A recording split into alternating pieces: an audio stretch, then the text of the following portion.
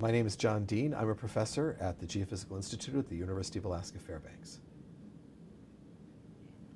The electromagnetic spectrum describes the radiation that comes from all objects, and some of that radiation is in the visible that we can see, and that ends at about 1 micron. And as the wavelengths become longer than 1 micron, you cross into the near infrared and then into the infrared up to about 15 microns and eventually into radio waves.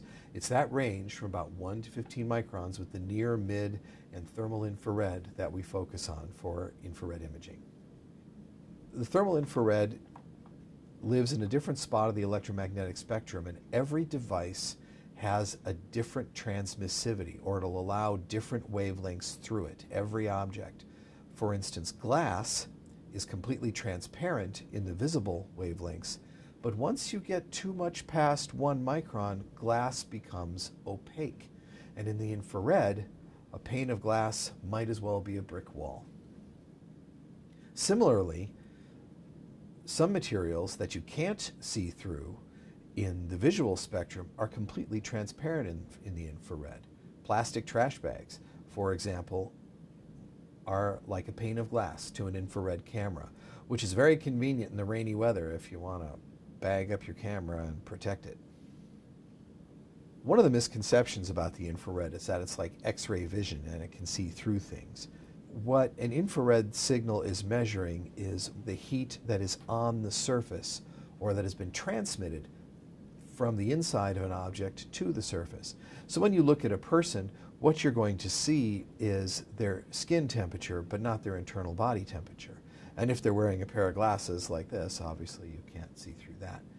Similarly with a car, what you're going to see is the heat that's transmitted through the hood to the outside of the car. And you won't be able to see the occupants inside the car, just where perhaps the window has been warmed by the defroster. Heat has a lag time. You can heat something up very quickly, and it often takes a little longer for it to cool than it does to heat it up. So if you put your hand against a wall, you can see a residual handprint, or even if you're walking along barefoot, you can see footprints after the fact that, of course, are invisible to the human eye, but the infrared can pick them up easily. I've always been interested in studying volcanoes, ever since I went to college and saw my first volcanic eruption in Hawaii. And we would measure how volcanoes behave.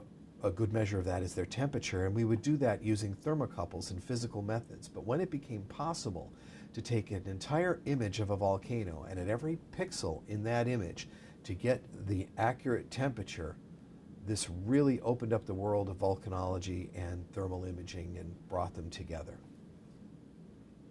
Here you can see a Hawaiian lava flow progressing very slowly, and you see there's a lot of different temperatures going on in this image. And the flow will inflate, and then part of it will burst, and fresh lava will come out. It will pour down and then begin to solidify. That crust will form, and then that pad will inflate again. And the process repeats itself over and over and over and makes these very characteristic pahoehoe pads.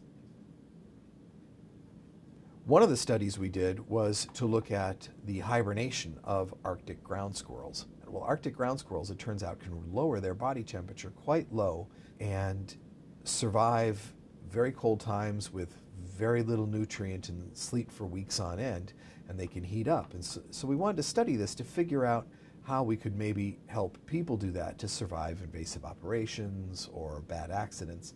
And it turns out that the Arctic ground squirrel, when it heats up, it really prioritizes. First it'll heat up its head, and then it'll heat up its chest area, and the last thing that it'll heat up is its hindquarters. Poor little things are running around, dragging their rear ends. They really focus on the most important bodily systems first, and this is important if we're going to do this for a person where we want to have the priorities set for what we're going to heat, what we're going to cool.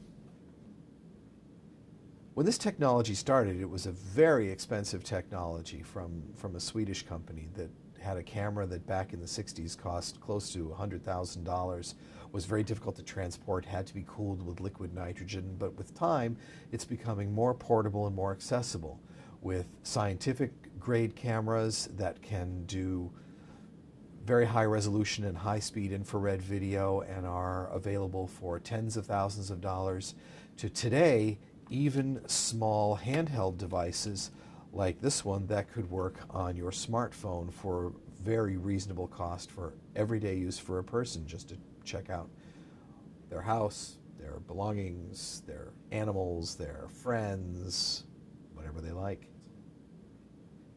So this technology, although it's great for studying volcanoes, it can be used for a variety of other things, anywhere from simple home applications to look at where the insulation is working or not working at your house, to look at how electrical power systems are reacting, whether or not a transformer is about to blow, to security surveillance, to look for wildlife monitoring or thermal emissions at a smokestack, whether parts of your car are working properly, or even if you're healthy or not, just to get the temperature of a person's skin.